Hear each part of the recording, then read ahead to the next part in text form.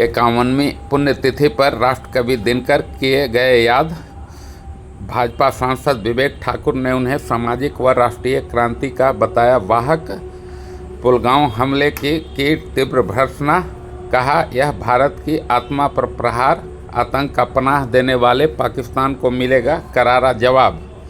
राष्ट्रीय विकास परिषद के तत्वाधान में नगर भवन में आयोजित राष्ट्रकवि रामधारी सिंह दिनकर की 51वीं पुण्यतिथि समारोह पूर्वक मनाई गई।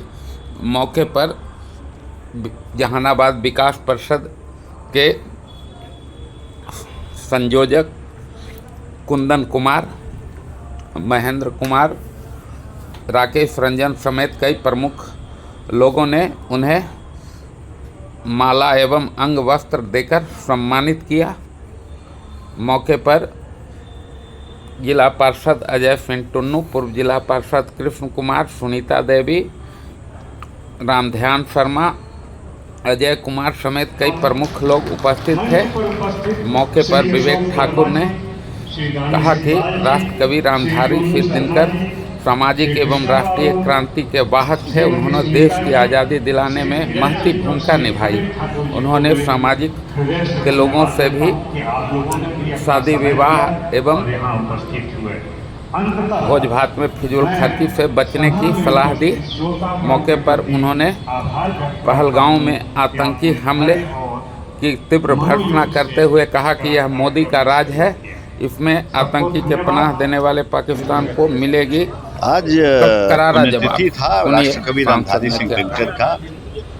तो बहुत दिनों से लोगों की इच्छा थी कि जहानाबाद में तो पूरे कई जगह से आयोजन हो रहा है, तो यहाँ पर आने का था, तो आज आना हुआ।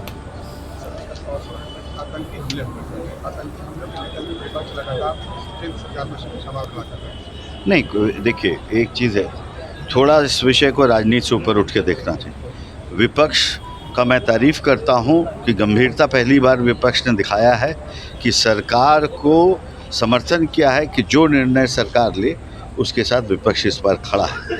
अब बिहार में चुनाव, ये बिहार में ही जो है विपक्षी यहाँ पे कि उसमें भी जो है राजनीति करने का प्रयास कर रहे हैं।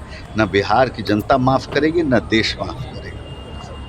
केंद्रीय मंत्री का बयान आया था कि सुरक्षा में चूक की बात हो रही है, इसको कैसे देखते हैं? देखिए, आतंकी हमला है और मतलब भारत के आत्मा पे प्रहार है, पहले भी हुआ है।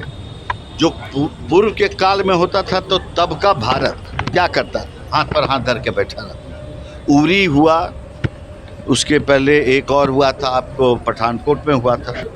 परिणाम क्या हुआ? पाकिस्तान में घर में घुस के मारा गया। और इस बार तो प्रधानमंत्री ने जो कहा है और जो योजना बन रही है, जो तैयार है, तो हमको तो लगता है कि पाकिस्तान जो है अपनी जो 35 साल का आदत है, कल वहाँ के विदेश मंत्री कहे हैं कि 35 साल से ये हो रहा है, और माथा पे फोड़ दिए हैं वो पाश्चात्य देशों पे कि उन्होंने हमारा इस्तेमाल किया है।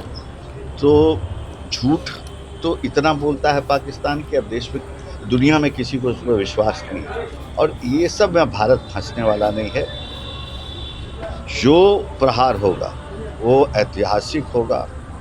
न 65 देखा है, न 71 देखा है, न कारगिल देखा है। जो होगा ये इतिहास का एक नया पन्ना होगा। उनकी पुण्य स्मृति पर उनको अपनी ओर से पुष्पांजलि अर्पित करती हूँ, कोटि कोटि नमन करती हूँ। उनका जो कृतियाँ हैं, उनकी जो कृतियाँ हैं वो आज भी अध्ययन और मनन करने से अन्याय अत्याचार के विरुद्ध संघर्ष की एक नई ऊर्जा मिलती है, नई शक्ति मिलती है।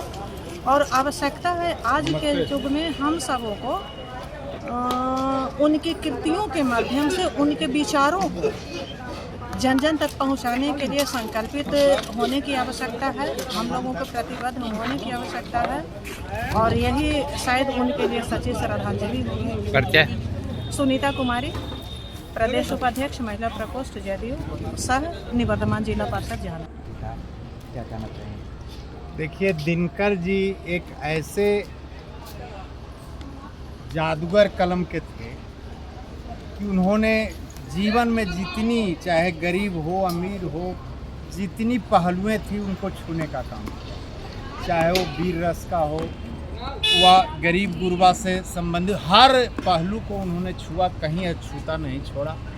यहाँ तक कि नौजवानों को जागृत करने के लिए उन्होंने रश्मि रथी में लिखा था कि छोड़ युधिष्ठिर को ने यहाँ जाने दो इनको स्वर्ग थी, पर फिरा हमें गांडीव गदा लौटा दो अर्जुन। माने उन्होंने ये कहा कि ठीक है, युधिष्ठिर एक संत हैं, एक बहुत शालीन स्वभाव के हैं, लेकिन हमको आज आज़ादी में अर्जुन भीम जैसे वीर की ज़रूरत है, न कि युधिष्ठिर की ज़रूरत है। तो इस पहलू को वीरता रस से भी देखा, हर पहलू को उन्होंने अपने आप में समाहित किया और उससे देश को जागृत किया।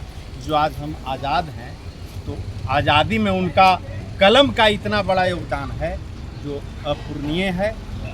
माने हम लोगों को उसका अनुकरण करना चाहिए। हर पहलू को छुआ है, इसलिए दिनकर जी को आज हम लोगों ने श्रद्धांजलि दिया।